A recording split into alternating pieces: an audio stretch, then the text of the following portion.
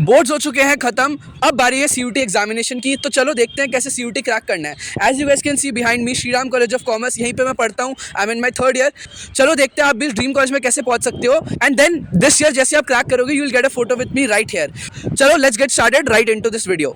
ठीक है गाइस, तो देखो बहुत सिंपल है प्लान। अगर आपके जब बोर्ड एग्जाम खत्म हो गए, नंबर वन थिंग जो कि आपको नहीं करना है इज चिल। सबसे पहले बच्चे अभी वेकेशन के लिए जाएंगे, चिल करेंगे एंड देन एंजॉय करना स्टार्ट कर देंगे। दिल भी लगे चलो सीयूटी तो एक महीने बाद है, देख लेंगे। सो आपको चिल भी नहीं करना है, ओवर पैनिक भी नहीं करना है। ये दोनों one of the biggest issues हो सकते हैं जो अगर आप करोगे तो, बिकॉज अगर आप ओवर पैनिक करोगे you will and up wasting a lot of time on solving a lot of resources. ठीक है, बहुत ज़्यादा ही रिसोर्सेज करोगे तो वो भी गलत है, एंड अगर कुछ नहीं कर रहे हो तो भी गलत है। सो एग्जैक्ट अमाउंट क्या करना है, नंबर वन सबसे पहले आप फिक्स करो लिमिटेड रिसोर्सेज हर जगह के लिए। एक तो एनसीईआरटी सबसे ज़्यादा इंपॉर्टेंट है, मॉक सेट्स इंपॉर्टेंट है, आपको वीक एरियाज आइडेंटिफाई करना इंपॉर्टेंट है, एंड उसके हिसाब से आपको प्रिपेयर करना है। सो इसका स्ट्रैटेजी कैसे रखना है पूरा डिस्कस करेंगे। बट नंबर वन इंपॉर्टेंट यही चीज़ है कि हर जगह से सारी चीज़ें करने मत लग जाओ। जितना ज़्यादा आप चीज़ें करोगे उतना लिमिटेड उसको टाइम दे पाओगे, उतनी एक्सपर्टीज कम बिल्ड होगी, तो दैट मेक्स जीरो सेंस। ठीक है, तो इसका आपको ध्यान रखना है, very very important. So now that you understood कि लिमिटेड रिसोर्सेज करने हैं, अब कौन से रिसोर्सेज करने हैं। सबसे पहले number one thing that you should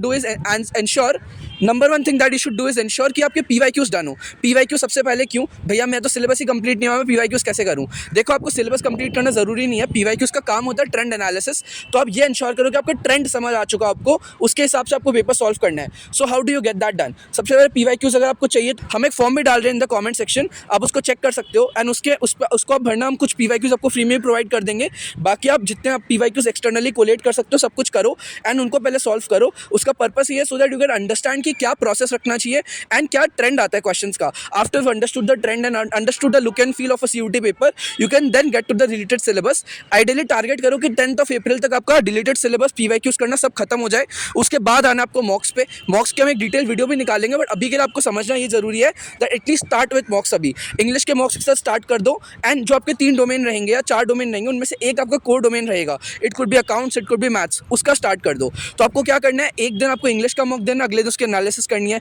जिस दिन इंग्लिश की एनालिसिस कर रहे हो उस दिन एक और दूसरे सब्जेक्ट का मॉक्स दे दो, कुड बी मैथ्स का मॉक, कुड बी अकाउंट्स का मॉक, जो भी एक और सब्जेक्ट है उसकी मॉक्स दे दो। उसको सब्सिक्वेंटली ऊपर नीचे करते रहो टिल 10th के बाद आपको मैं आगे की भी स्ट्रैटेजी बताऊंगा कि आपको मॉक्स को ऐसे यूटिलाइज करना है।